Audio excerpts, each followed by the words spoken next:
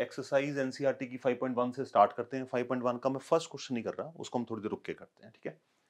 चलिए आगे आइए, देखिए कौन सा क्वेश्चन करना है हमें क्वेश्चन नंबर 2 से स्टार्ट करना है।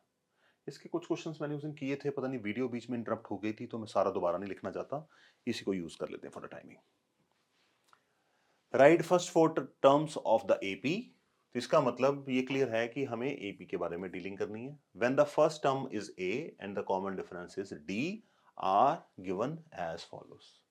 तो यहां पे हमें कितना लिखना है, फर्स्ट 4 टर्म्स। मैंने आपको बताया था ना कि या तो आपको एपी बोलेंगे या आपको बोलेंगे कि इतनी टर्म्स निकाल के दिखाओ, find those number of terms for the AP. तो फर्स्ट टर्म ए, सेकंड टर्म हमें फाइंड आउट करनी है, कॉमन डिफरेंस हमें D10 दे रखा है। तो अगर आप यहां पे देखेंगे a equal to 10 and D equal to 10, तो पहले A1 हमें या फर्स्ट टर्म 10 दे रखी है, ठीक है। और सेकंड टर्म हमारे पास क्या आएगी, सेकंड टर्म का मतलब फर्स्ट टर्म में हमने कॉमन डिफरेंस को प्लस कर दिया, तो मेरे पास 20 आ गया। थर्ड टर्म निकालनी है, तो सेकंड टर्म में मैंने कॉमन डिफरेंस 10 को प्लस कर दिया, 30 आ गया। 30 में फिर 10 को प्लस किया, 40 एंड 10 20 30 40 एपी के टर्म्स को हम कॉमा से सेपरेट करके लिख देते हैं। बस इतना ही काम है और इसमें कुछ भी नहीं है, आप सेल्फ स्टडी के साथ इसको कर सकते हैं। कुछ क्वेश्चन मैंने सॉल्व किए हुए हैं। a equal to -2 d equal to 0 understood है। अगर a1 इक्वल टू -2 है तो a2 कितना होगा, -2 में 0 प्लस करोगे फिर से -2 आएगा। थर्ड टर्म निकालनी है तो सेकंड टर्म में कॉमन डिफरेंस प्लस करेंगे। आप यहाँ पे नंबर्स के ऊपर फोकस ना करें, आप यहाँ पे फोकस करें कि चल क्या रहा है, ऐड क्या हो रहा है, सब्ट्रैक्ट क्या हो रहा है, उसकी मैकेनिज्म कैसे बन रही है, पैटर्न को समझिए, आंसर तो आ ही जाएगा। A3 निकालने के लिए मुझे क्या करना है, A2 की वैल्यू -2, फिर उसमें मैं कॉमन डिफरेंस प्लस कर रहा हूं, फिर से -2 आया। A4 निकालने के लिए A3 की वैल्यू कितनी है, -2, तो -2 में मैं कॉमन डिफरेंस प्लस कर रहा हूं 0, तो मेरे पास -2 आया। और इस तरह से मेरी जो अरिथमेटिक प्रोग्रेशन की 4 टर्म्स हैं वो हैं -2 -2 -2 एंड -2। Make sense. चलिए इधर देखिए, थर्ड पार्ट क्या है, a equal to 4 and d equal to -3। अगर a 4 है d -3 है, इसका मतलब फर्स्ट टर्म तो 4 हो गई। अब सेकंड टर्म कैसे आएगी, फर्स्ट टर्म में कॉमन डिफरेंस प्लस करेंगे तो 4 में -3 प्लस करेंगे तो 1 आएगा, ठीक है। अगर हमें मुझे थर्ड टर्म निकालनी है तो सेकंड टर्म 1 है, सेकंड टर्म 1 में कॉमन डिफरेंस d प्लस करेंगे तो हमारे पास -2 आया।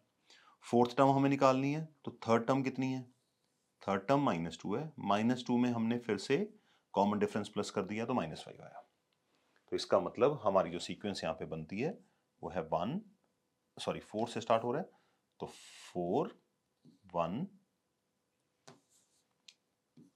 4 1 -2 एंड 5, और इसी को हम अपना आंसर मानेंगे। तो 3 हो गई, आगे देखते हैं। फोर्थ में क्या है, a -1 d 1/2।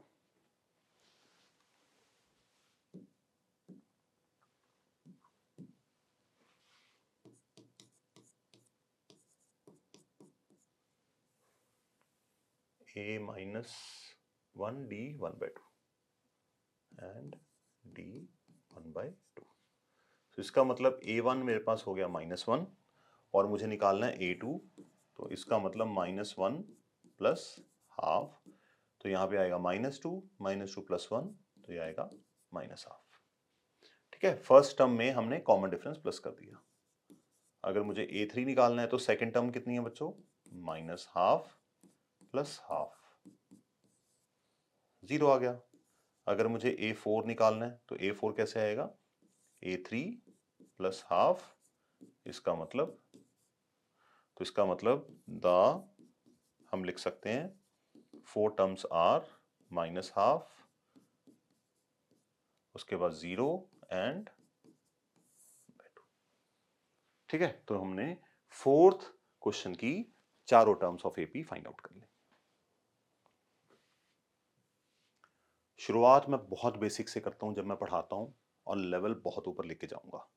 अगर आपके बेसिक स्ट्रांग नहीं होंगे तो बड़े क्वेश्चन आप झेल नहीं पाएंगे, इसलिए मैं थोड़ा स्लो स्लो पढ़ाता हूं, ठीक है। चलिए आगे देखते हैं।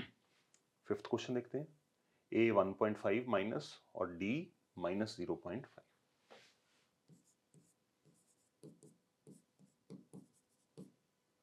एंड तो हमारी फर्स्ट टर्म तो एज इट इज ही कॉपी हो गई, कोई टेंशन नहीं है। सेकंड टर्म निकालनी है, तो फर्स्ट टर्म में कॉमन डिफरेंस ऐड करेंगे, सेम साइंस हैं तो ऐड हो जाएंगे और साइन कॉपी कर देंगे, तो 1.5 या 1.50 बन जाएगा, सिंपल। A3 अगर हमने निकालना है तो A2 की वैल्यू में कॉमन डिफरेंस ऐड करेंगे, तो ये बन जाएगा -1.75। मुझे पता है कि आप इसको ऑरली भी कर सकते हैं, बट आइडिया यहाँ पे आंसर निकालना नहीं है, आइडिया यहाँ पे है लिखने के तरीके को दिमाग में बिठाना। तो अगर मुझे फोर्थ टर्म निकालनी है तो थर्ड टर्म है 1.73 और इसमें माइनस का 0.25 प्लस करेंगे, तो it comes out to be -2 या -2.0। तो इस तरह से हमारा ये क्वेश्चन नंबर 2 5.1 एक्सरसाइज का निपटता है। बेसिक आइडिया हो गया होगा आपको। चलिए आगे बढ़ते हैं। अब देखिए ना, ये क्वेश्चन एनसीईआरटी टेक्स्ट बुक में है। अगर टेक्स्ट बुक में दिए हैं, इसका मतलब क्या है, बड़ी साइंटिफिक रिसर्च के साथ टेक्स्ट बुक बनती है। तो अगर ये क्वेश्चन आपको प्रैक्टिस के लिए छोटे छोटे क्वेश्चन दे रखे हैं, इसका मतलब उनकी रिक्वायरमेंट है कि आप इसके साथ अपना हाथ थोड़ा सा टैली कर लें। Okay, for the following APs right the first term and the common difference. तो ये कोशिश करते हैं हम इसके ऊपर ही कर देते हैं यहाँ पे। तो first term and common difference, तो अगर आप यहाँ पे देखेंगे फर्स्ट टर्म कितनी है 3, तो इसको हम ए से डिनोट करेंगे और कॉमन डिफरेंस को डी से डिनोट करेंगे। सक्सीडिंग माइनस प्रोसीडिंग, साइन की गलती यहाँ पे कॉमनली होती है। अब इसका शॉर्टकट क्या होता है कि अगर डिक्रीजिंग एपी है तो आंसर जो है वो आपका डी नेगेटिव में आएगा, और इंक्रीजिंग एपी है तो आंसर आपका पॉजिटिव में आएगा। तो आपको साइन की फिक्र नहीं करनी, बस सिर्फ माइनस ही करना है।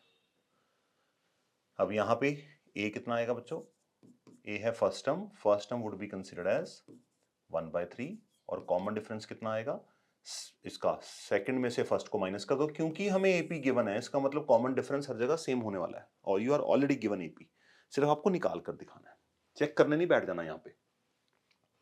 तो हमारे पास आएगा 5/3 minus 1/3, it comes out to be 4/3। तो इसका मतलब हर बार 4/3 यहाँ पे प्लस होता जा रहा है। अब आप ए एंड डी के साथ आपकी दोस्ती होनी शुरू हो गई। सेकेंड क्वेश्चन देखिए, तो यहाँ पे ए कितना है बच्चों, -5, और डी कितना है, -1 -5।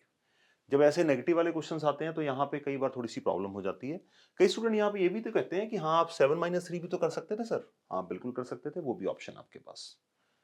जब आपको एपी गिवन है तो किसी भी पेयर को उठा लीजिए, तो डी आपके पास आएगा -1 + 5, और it comes out to be 4। इस क्वेश्चन को देखते हैं। यहाँ पे ए कितना है बच्चों, यहाँ पे ए है 0.6, और क्योंकि ये इंक्रीजिंग एपी है इसका मतलब डी पॉजिटिव आएगा। 1.7 माइनस 0.6 करेंगे तो ये आएगा आपके पास 1.1। तो इस तरह से आपका क्वेश्चन नंबर 3 सॉल्व होता है। तो यहां से हमने क्या सीखा कि अगर कोई एपी गिवन हो तो उसमें ए को कैसे आइडेंटिफाई करना है और कॉमन डिफरेंस को कैसे आइडेंटिफाई करना है। चलिए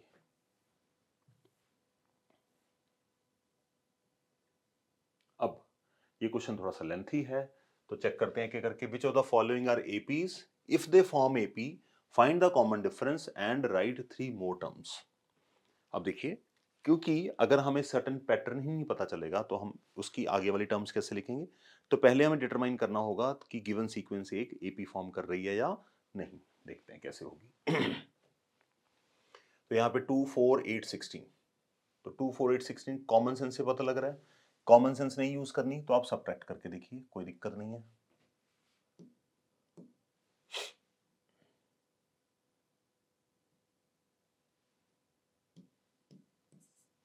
क्या करना है, सब्ट्रैक्ट करके देख लीजिए।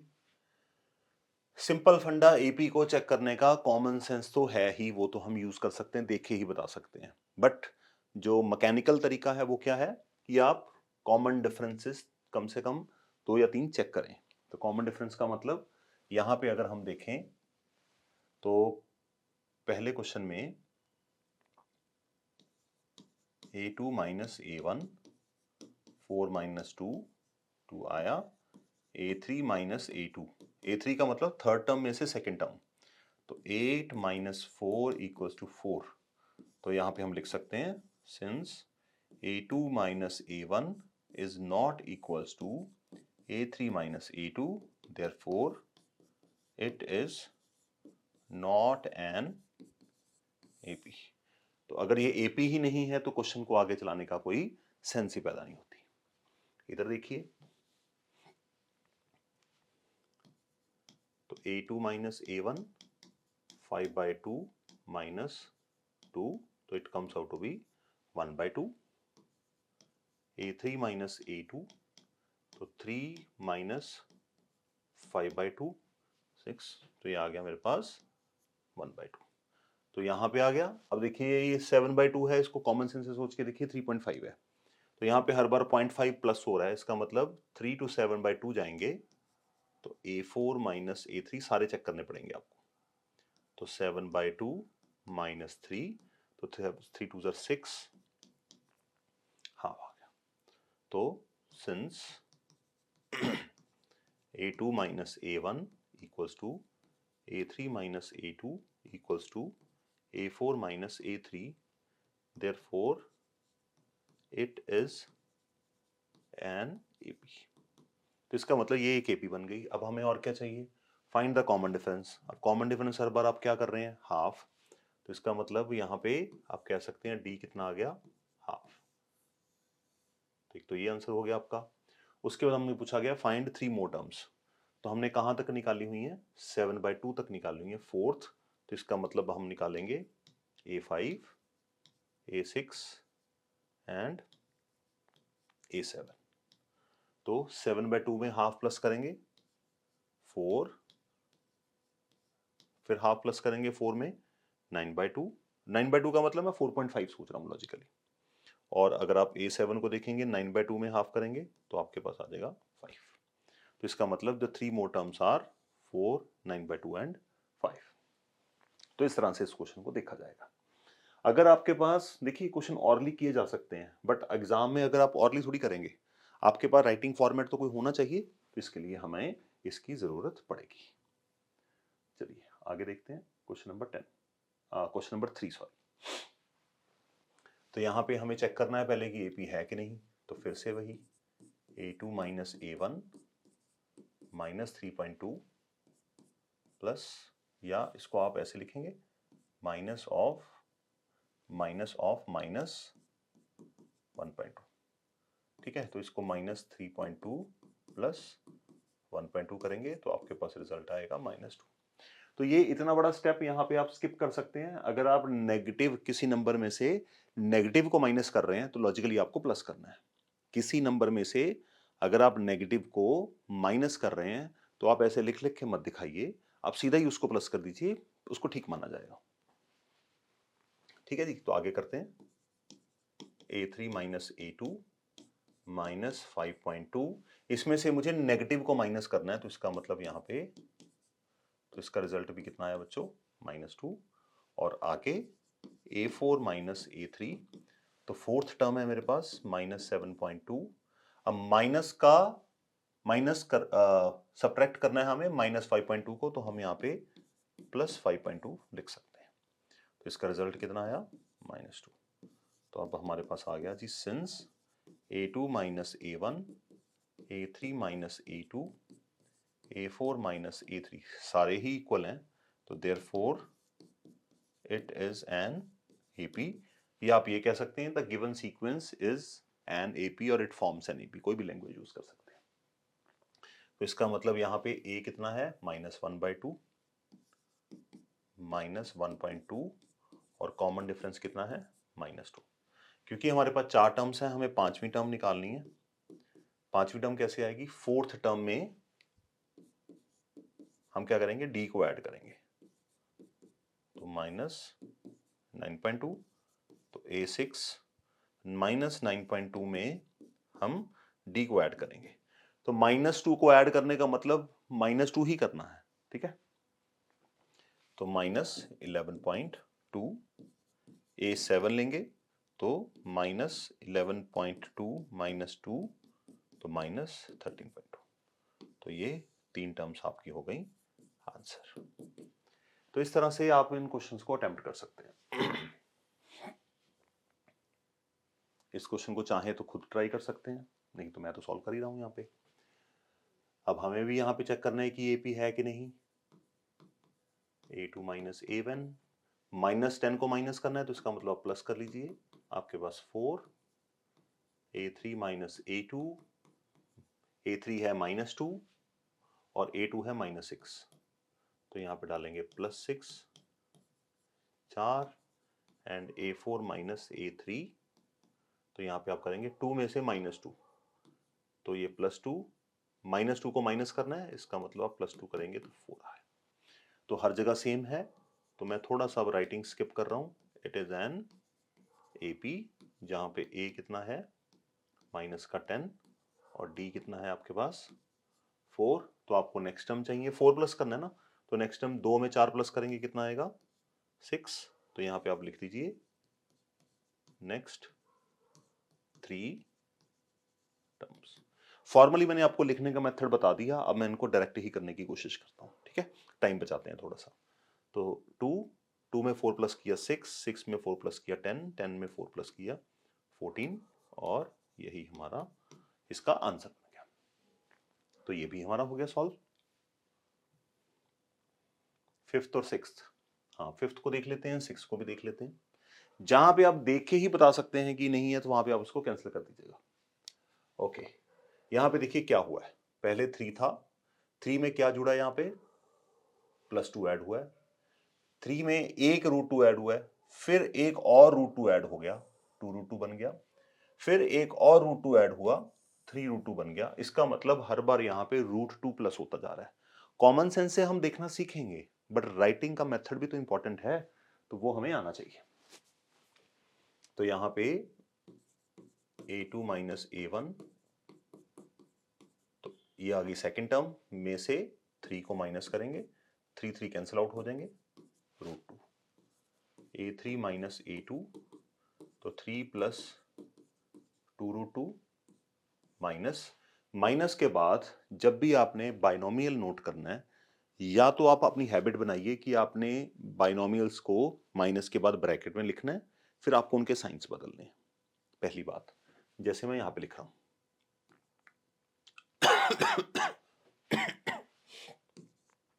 3 प्लस √2, या तो आप इस तरह से लिखिए, बाइनोमियल में से बाइनोमियल माइनस करना है तो जो सेकंड टर्म आएंगी बाद में उनको आपको ब्रैकेट में लिखना चाहिए। अगर आप इससे बचना चाहते हैं तो आप जो भी टर्म्स सब्ट्रैक्ट कर रहे हैं उन सबके साइन चेंज करके लिख दीजिए। तो मेरे तो आइडिया ये है कि आपको डायरेक्ट करना आना चाहिए, ये ब्रैकेट डालना मतलब ये ज़्यादा यूजफुल नहीं है। तो 3 प्लस 2√2 में से हमें 3 प्लस √2 को माइनस करना है, इसका मतलब 3 भी माइनस होगा और √2 भी माइनस होगा। फिर A4 माइनस A3, 3 प्लस 3√3 में से इसको माइनस करना है, तो दोनों के आगे माइनस लगा दो, साइन चेंज कर दो बस। तो 3 के साथ 3 कैंसिल हो गया, 3√3 में से 2√2 माइनस करोगे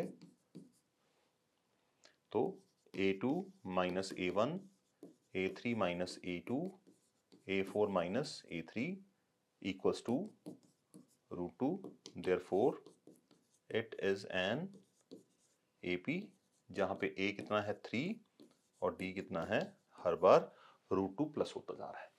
तो हमें अगली टर्म चाहिए, तो अंडरस्टूड है, यहाँ पे 2√2 था, फिर 3√3 था, तो हम यहाँ पे लिखते हैं next 3 terms are 3 plus 4√2, 3 plus 5√2 and 3 plus 6√2। तो ये हमारा 5th क्वेश्चन हो गया। तो बहुत ज़्यादा डिफिकल्ट नहीं है, बस आपको मैकेनिज्म के साथ चलना है। अब यहाँ पे देखिए 0.2, 0.22, 0.222, 0.22222, देखते हैं सब्ट्रैक्ट करके। वैसे तो मुझे लग रहा है कि AP नहीं है, तो यहाँ पे चेक करते हैं।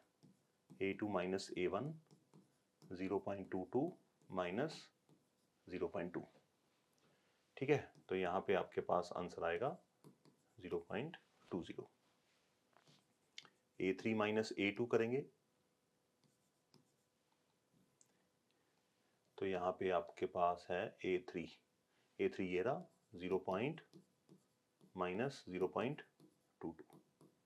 तो 0.222 माइनस 0.22 जब आप डेसिमल के नंबर्स को माइनस करते हैं उसका जो बेसिक आइडिया है पहले तो कोशिश करिए कि ऑरली करने की कोशिश मत करिए, लिख के करिए।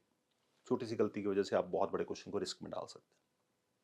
दूसरा, डेसिमल को सब्ट्रैक्ट या ऐड करने के लिए आपको क्या होना चाहिए, उसके डेसिमल लाइक डेसिमल्स होने चाहिए। लाइक डेसिमल का मतलब डेसिमल के बाद नंबर ऑफ डिजिट्स वो सेम होने चाहिए, अगर नहीं है तो लास्ट में आप उतनी जीरोस यहां पे लगा दें। तो 2 0 0 तो 0.002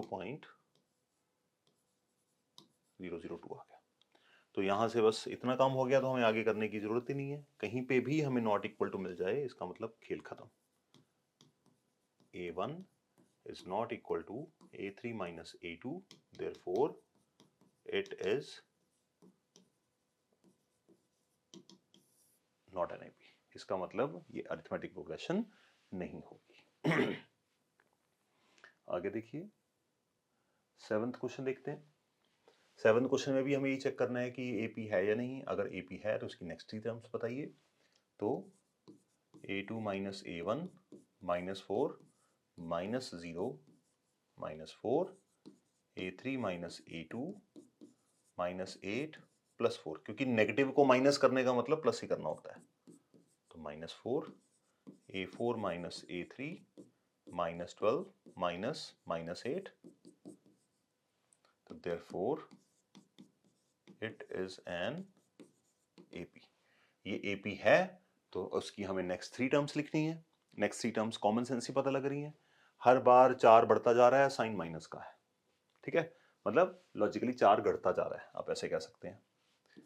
तो नेक्स्ट 3 टर्म्स हैं माइनस 16 माइनस 20 माइनस 24।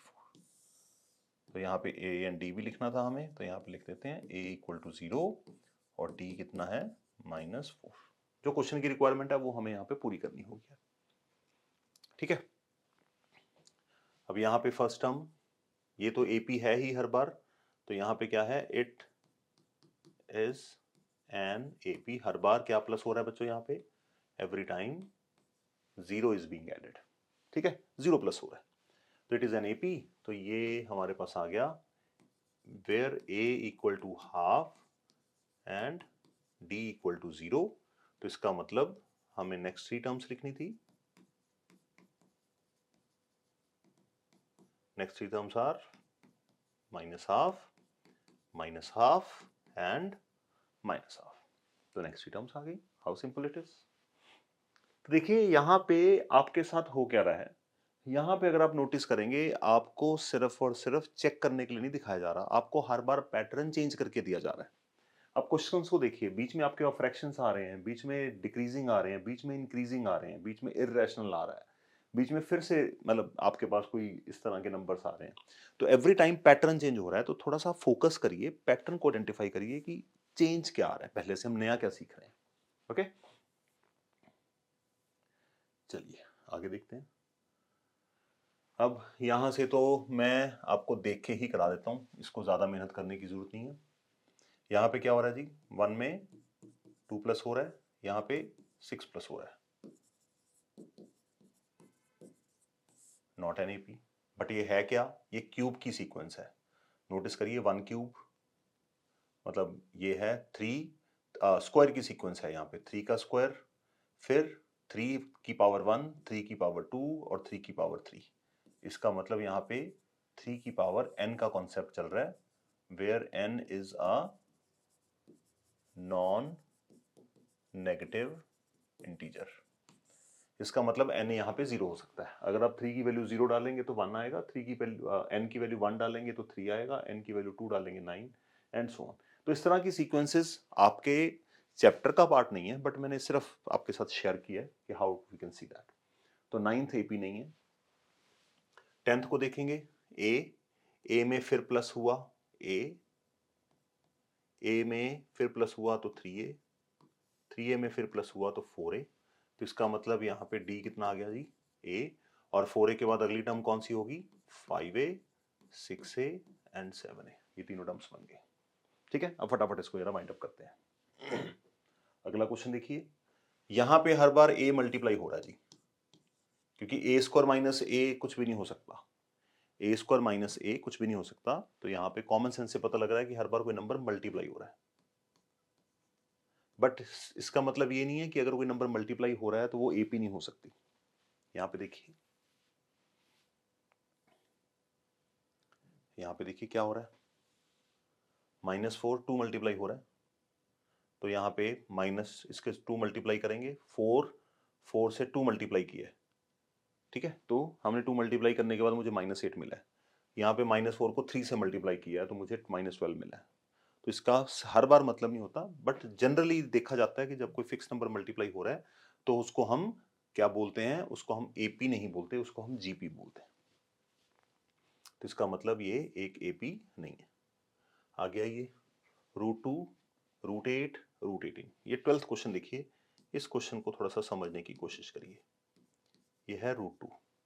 आप हमेशा याद रखिएगा, जब भी आपके पास कोई बड़ा कॉम्पोजिट नंबर इर्रेशनल नंबर की फॉर्म में आ जाए, रूट स्क्वायर रूट में आ जाए या क्यूब रूट में आ जाए, तो आप इसको √80, जैसे मैंने √48 का एग्जांपल लिया, तो आप इसको √48 मान के मत चलिए, आप इसको छोटा करिए, तोड़िए इसको।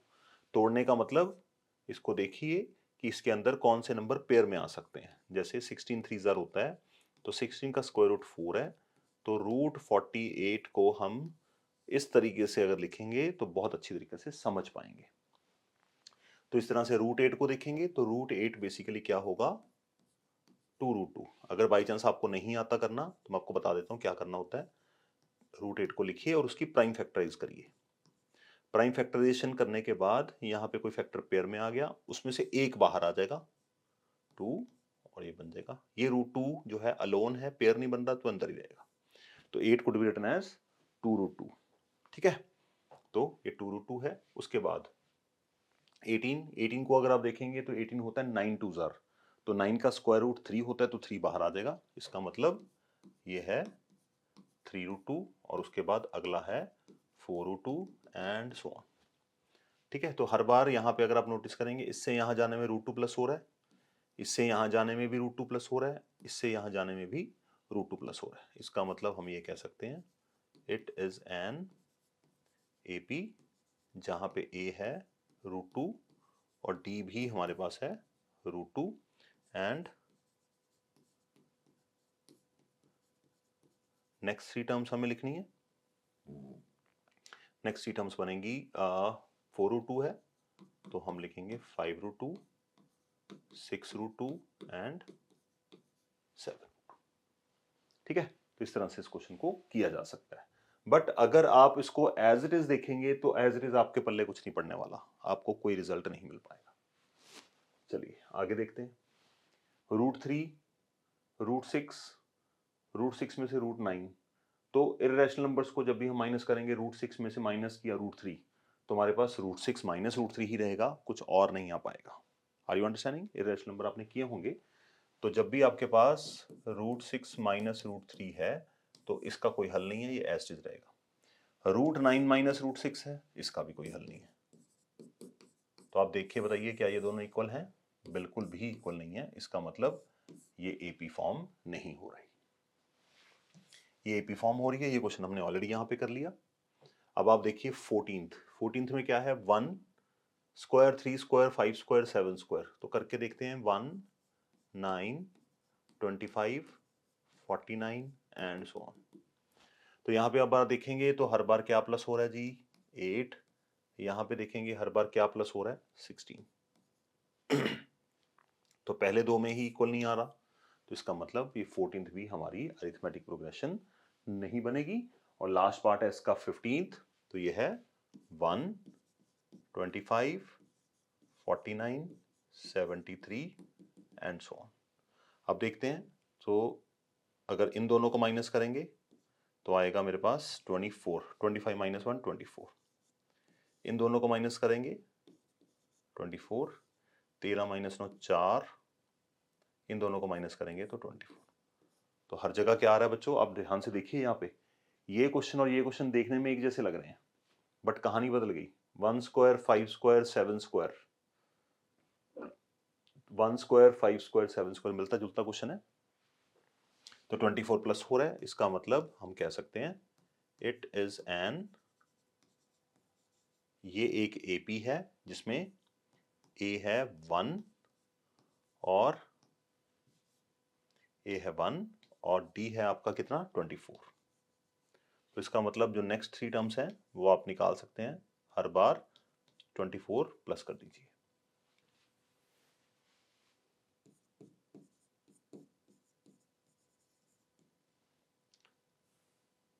तो हमें चाहिए फिफ्थ टर्म 73 प्लस 24, तो 4 और 3 7, 97। सिक्स टर्म चाहिए, तो फिफ्थ टर्म में 24 प्लस करेंगे तो ये बनेगा आपका 121। और हमें थर्ड टर्म चाहिए नेक्स्ट की, तो 121 प्लस 24 करेंगे तो 145। तो ये तो था basic introduction to arithmetic progression. आप जितना भी हमने यहाँ पे नोट्स बनाए हैं उनको लिखिए, जितना ज़्यादा लिखेंगे, नया चैप्टर है उतना ही ज़्यादा आपका हार्ट इसको फॉलो करेगा। ठीक है, if you like the content please like the video and share it with your friends, and channel को सब्सक्राइब करना मत भूलिएगा। इसके बाद नेक्स्ट वीडियो में मिलते हैं जहाँ पे हम एक्सरसाइज 5.2 जिसमें हम nth term from the last और पूरी एक्सरसाइज का मैकेनिज्म समझेंगे और एक्सरसाइज को सॉल्व करते हैं। Till then I wish all the best, god bless you.